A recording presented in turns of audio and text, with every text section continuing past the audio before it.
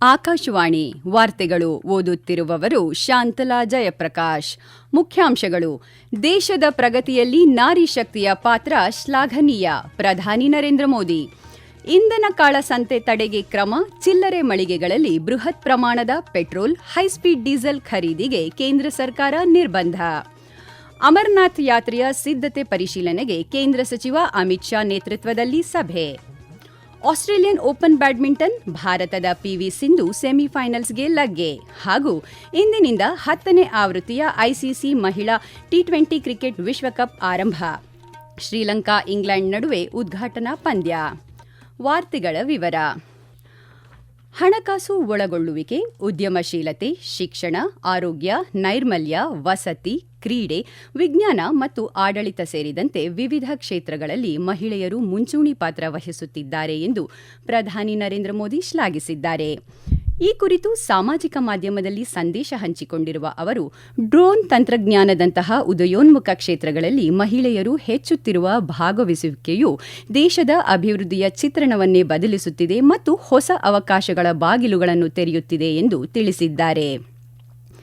ಕಳೆದ 12 ವರ್ಷಗಳಲ್ಲಿ ಎನ್ಡಿಎ ಸರ್ಕಾರವು ಮಹಿಳಾ ನೇತೃತ್ವದ ಅಭಿವೃದ್ಧಿಗೆ ಹೆಚ್ಚಿನ ಆದ್ಯತೆ ನೀಡಿದ್ದು, ಇದರ ಫಲಿತಾಂಶವು ಇಂದು ಎಲ್ಲಾ ರಂಗಗಳಲ್ಲೂ ಗೋಚರಿಸುತ್ತಿದೆ. ಮಹಿಳೆಯರು ಆರ್ಥಿಕವಾಗಿ ಸ್ವಾವಲಂಬಿಗಳಾಗಲು ಪ್ರಮುಖ ಪಾತ್ರ ವಹಿಸುತ್ತಿರುವ ಸ್ವಸಹಾಯ ಗುಂಪುಗಳಿಗೆ ಸರ್ಕಾರ ಸಕ್ರಿಯವಾಗಿ ಬೆಂಬಲ ನೀಡುತ್ತಿದೆ ಎಂದು ತಿಳಿಸಿದರು. ಸಂಸ್ಕೃತದ ಉಲ್ಲೇಖವೊಂದನ್ನು ಹಂಚಿಕೊಂಡ ಪ್ರಧಾನಿ, ದೇಶದ ನಾರಿ ಶಕ್ತಿಯೇ ರಾಷ್ಟ್ರ ನಿರ್ಮಾಣದ ಅಡಿಪಾಯ ಎಂದಿದ್ದಾರೆ.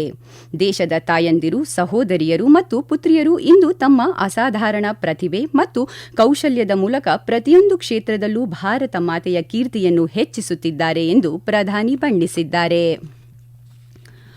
ಮುಂಬರುವ 52ನೇ G7 ಶೃಂಗಸಭೆಯಲ್ಲಿ ಭಾಗವಹಿಸಲು ಪ್ರಧಾನಿ ನರೇಂದ್ರ ಮೋದಿ ಅವರು ಇದೇ 14ರಿಂದ 18ರವರೆಗೆ ಫ್ರಾನ್ಸ್ ಮತ್ತು ಸ್ಲೋವಾಕಿಯಾ ರಾಷ್ಟ್ರಗಳಿಗೆ ಭೇಟಿ ನೀಡಲಿದ್ದಾರೆ ಎಂದು ವಿದೇಶಾಂಗ ಸಚಿವಾಲಯದ ಕಾರ್ಯದರ್ಶಿ ಸಿಬಿ ಜಾರ್ಜ್ ತಿಳಿಸಿದ್ದಾರೆ. ಫ್ರಾನ್ಸ್ ಅಧ್ಯಕ್ಷ ಎಮ್ಯಾನ್ಯುಯಲ್ ಮ್ಯಾಕ್ರಾನ್ ಅವರ ಆಹ್ವಾನದ ಮೇರೆಗೆ ಭಾರತವು ಪಾಲುದಾರ ದೇಶವಾಗಿ ಶೃಂಗಸಭೆಯಲ್ಲಿ ಪಾಲ್ಗೊಳ್ಳುತ್ತಿದ್ದು, ಜಾಗತಿಕ ನಾಯಕರೊಂದಿಗೆ ಭಾರತ ಹಾಗೂ ಜಾಗತಿಕ ದಕ್ಷಿಣ ವಲಯದ ಪ್ರಮುಖ ವಿಷಯಗಳ ಕುರಿತು ಪ್ರಧಾನಿ ಚರ್ಚಿಸಲಿದ್ದಾರೆ. ಇದು G7 ಶೃಂಗಸಭೆಯಲ್ಲಿ ಪ್ರಧಾನಿಯವರ ಸತತ 7ನೇ ಭಾಗವಹಿಸುವಿಕೆಯಾಗಿದೆ. ಪಶ್ಚಿಮ ಏಷ್ಯಾ ಬಿಕ್ಕಟ್ಟಿನಿಂದಾಗಿ ಜಾಗತಿಕ ಪೂರೈಕೆ ಸರಪಳಿಯಲ್ಲಿ ಉಂಟಾಗಿರುವ ವ್ಯತ್ಯಯದ ಹಿನ್ನೆಲೆಯಲ್ಲಿ ದೇಶದಲ್ಲಿ ಇಂಧನ ಕೊರತೆಯಾಗದಂತೆ ತಡೆಯಲು ಕೇಂದ್ರ ಸರ್ಕಾರ ಮಹತ್ವದ ಕ್ರಮ ಕೈಗೊಂಡಿದೆ.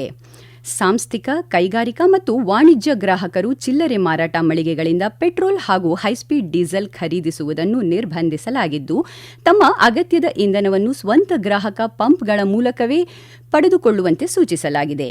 ಇಂಧನ ಸಂಗ್ರಹಣೆ ಹಾಗೂ ಕಾಳಸಂತೆಯನ್ನು ತಡೆಗಟ್ಟಲು ಚಿಲ್ಲರೆ ಮಳಿಗೆಗಳಲ್ಲಿ ಒಬ್ಬ ಗ್ರಾಹಕನಿಗೆ ದಿನಕ್ಕೆ ಗರಿಷ್ಠ 200 ಲೀಟರ್ವರೆಗೆ ಮಾತ್ರ ಡೀಸೆಲ್ ಮಾರಾಟ ಮಾಡಲು ಪೆಟ್ರೋಲಿಯಂ ಮತ್ತು ನೈಸರ್ಗಿಕ ಅನಿಲ ಸಚಿವಾಲಯ ಆದೇಶಿಸಿದ್ದು, ಮುಂದಿನ 90 ದಿನಗಳವರೆಗೆ ಈ ನಿಯಮ ಜಾರಿಯಲ್ಲಿರಲಿದೆ.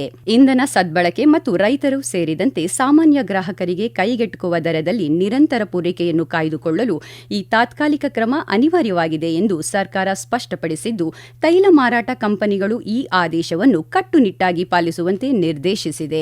ಕೃತಕ ಬುದ್ಧಿಮತ್ತೆ ತಂತ್ರಜ್ಞಾನವನ್ನು ಬಳಸಿಕೊಂಡು ಸೈಬರ್ ಅಪರಾಧಿಗಳು ಭದ್ರತಾ ವ್ಯವಸ್ಥೆಗಳನ್ನು ಭೇದಿಸುತ್ತಿರುವ ಮತ್ತು ಹಣಕಾಸು ಮೂಲಸೌಕರ್ಯಗಳನ್ನು ಗುರಿಯಾಗಿಸುತ್ತಿರುವ ಬೆಳೆಯುತ್ತಿರುವ ಆತಂಕದ ಬಗ್ಗೆ ಕೇಂದ್ರ ಸರ್ಕಾರ ಎಚ್ಚರಿಕೆ ನೀಡಿದೆ.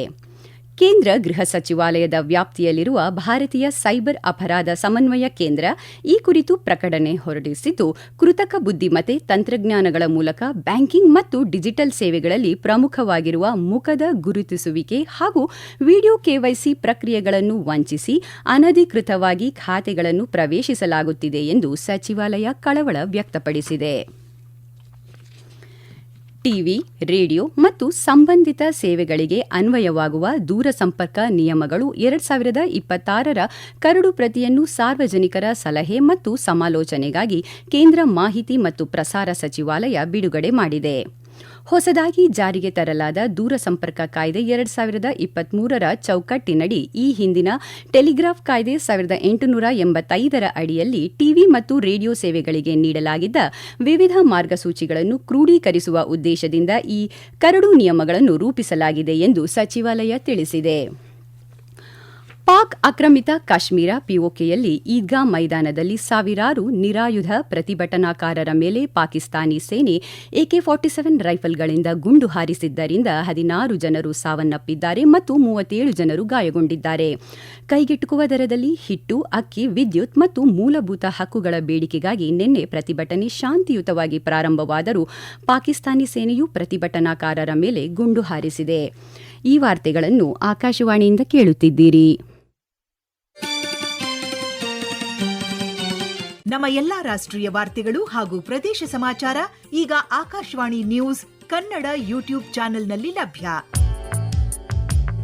ನಮ್ಮ ಎಕ್ಸ್ ಖಾತೆ ಮತ್ತು ಇನ್ಸ್ಟಾಗ್ರಾಂ ಖಾತೆ ಆಕಾಶವಾಣಿ ನ್ಯೂಸ್ ಕನ್ನಡ.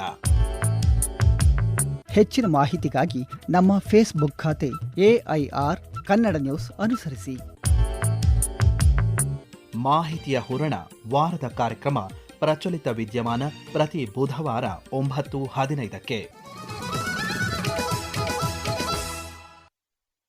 ಮುಂಬರುವ ಅಮರನಾಥ್ ಯಾತ್ರೆಯ ಸಿದ್ಧತೆ ಹಾಗೂ ಭದ್ರತಾ ವ್ಯವಸ್ಥೆಗಳ ಪರಾಮರ್ಶೆಗಾಗಿ ಕೇಂದ್ರ ಗೃಹ ಸಚಿವ ಅಮಿತ್ ಶಾ ಅವರ ಅಧ್ಯಕ್ಷತೆಯಲ್ಲಿ ನವದೆಹಲಿ ಇಂದು ಉನ್ನತ ಮಟ್ಟದ ಸಭೆ ಜರುಗಿತು.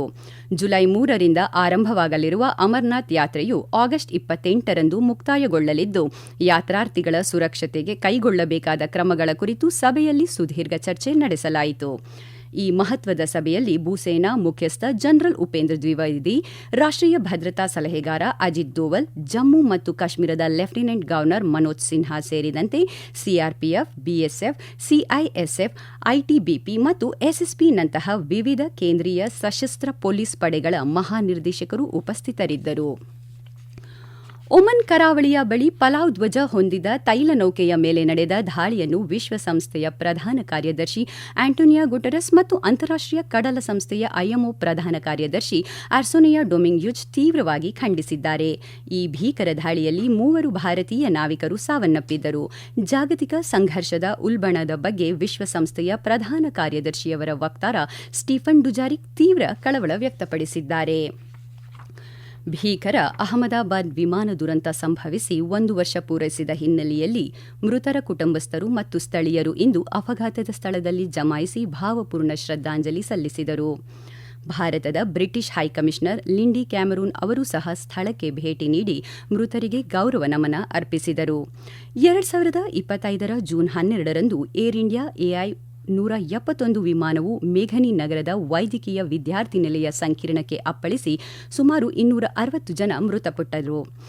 ಇದೇ ಅಪಘಾತದಲ್ಲಿ ಸಾವನ್ನಪ್ಪಿದ ಗುಜರಾತ್ನ ಮಾಜಿ ಮುಖ್ಯಮಂತ್ರಿ ವಿಜಯ್ ರೂಪಾಣಿ ಅವರಿಗೆ ಗುಜರಾತ್ ಮುಖ್ಯಮಂತ್ರಿ ಭೂಪೇಂದ್ರ ಪಟೇಲ್ ಗೌರವ ನಮನ ಸಲ್ಲಿಸಿದ್ದಾರೆ. ಸಿಡ್ನಿಯಲ್ಲಿ ನಡೆಯುತ್ತಿರುವ ಆಸ್ಟ್ರೇಲಿಯಾ ಓಪನ್ ಬ್ಯಾಡ್ಮಿಂಟನ್ ಟೂರ್ನಿಯ ಮಹಿಳಾ ಸಿಂಗಲ್ಸ್ ವಿಭಾಗದ ಕ್ವಾರ್ಟರ್ ಫೈನಲ್ ಪಂದ್ಯದಲ್ಲಿ ಭಾರತದ PV ಸಿಂಧು ತೈವಾನ್ನ ಚೆನ್ ಸುಯ್ ವಿರುದ್ಧ 21-6, 21-9 ನೇರ ಸೆಟ್ಗಳ ಅಂತರದಲ್ಲಿ ಗೆಲುವು ದಾಖಲಿಸಿ ಸೆಮಿಫೈನಲ್ ಹಂತಕ್ಕೇರಿದ್ದಾರೆ. ಇದೇ ವಿಭಾಗದ ಮತ್ತೊಂದು ಕ್ವಾರ್ಟರ್ ಫೈನಲ್ಸ್ನಲ್ಲಿ Tanvi Sharma Japan Akane Yamaguchi ಅವರ ವಿರುದ್ಧ 14-21, 14-21 ಅಂತರದಲ್ಲಿ ಪರಾಭವಗೊಂಡಿದ್ದಾರೆ. ನಾಳೆ ನಡೆಯಲಿರುವ ಸೆಮಿಫೈನಲ್ ಪಂದ್ಯದಲ್ಲಿ ಭಾರತದ PV ಸಿಂಧು ಮತ್ತು ಜಪಾನ್ನ ಅಕಾನೆ ಯಮಗುಚಿ ಫೈನಲ್ಗೇರಲು ಸೆಣಸಾಟ ನಡೆಸಲಿದ್ದಾರೆ. ಪುರುಷರ ಡಬಲ್ಸ್ ವಿಭಾಗದ ಕ್ವಾರ್ಟರ್ ಫೈನಲ್ ಪಂದ್ಯದಲ್ಲಿ ಇಂದು ಭಾರತದ ಹರಿಹರನ್ ಹಂಸಕರುಣನ್ ಮತ್ತು MR ಅರ್ಜುನ್ ಜೋಡಿ ಪರಾಭವಗೊಂಡಿದೆ. ಐಸಿಸಿ ಮಹಿಳಾ T20 ಕ್ರಿಕೆಟ್ ವಿಶ್ವಕಪ್ 10ನೇ ಆವೃತ್ತಿಯು ಇಂದಿನಿಂದ ಆರಂಭವಾಗಲಿದ್ದು, ಆತಿಥೇಯ ಇಂಗ್ಲೆಂಡ್ ತಂಡ ಬರ್ಮಿಂಗ್ಹ್ಯಾಮ್ ಎಡ್ಜ್ ಬಾಸ್ಟನ್ ಮೈದಾನದಲ್ಲಿ ನಡೆಯುವ ಉದ್ಘಾಟನಾ ಪಂದ್ಯದಲ್ಲಿ ಶ್ರೀಲಂಕಾವನ್ನು ಎದುರಿಸಲಿದೆ. ತಿಂಗಳ ಪೂರ್ತಿ ನಡೆಯಲಿರುವ ಈ ಟೂರ್ನಿಯು ಇಂಗ್ಲೆಂಡ್ ಮತ್ತು ವೇಲ್ಸ್ನ ವಿವಿಧ ಕ್ರೀಡಾಂಗಣದಲ್ಲಿ ಆಯೋಜಿಸಲಾಗಿದ್ದು, ಫೈನಲ್ ಪಂದ್ಯ ಜುಲೈ 5ರಂದು ಐತಿಹಾಸಿಕ ಲಾರ್ಡ್ಸ್ ಕ್ರಿಕೆಟ್ ಮೈದಾನದಲ್ಲಿ ನಡೆಯಲಿದೆ.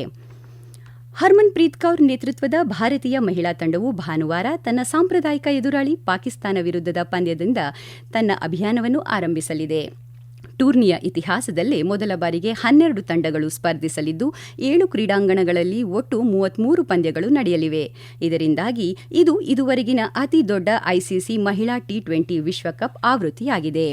ಕೊನೆಯಲ್ಲಿ ಮತ್ತೊಮ್ಮೆ ಮುಖ್ಯಾಂಶಗಳು. ದೇಶದ ಪ್ರಗತಿಯಲ್ಲಿ ನಾರಿ ಶಕ್ತಿಯ ಪಾತ್ರ ಶ್ಲಾಘನೀಯ, ಪ್ರಧಾನಿ ನರೇಂದ್ರ ಮೋದಿ.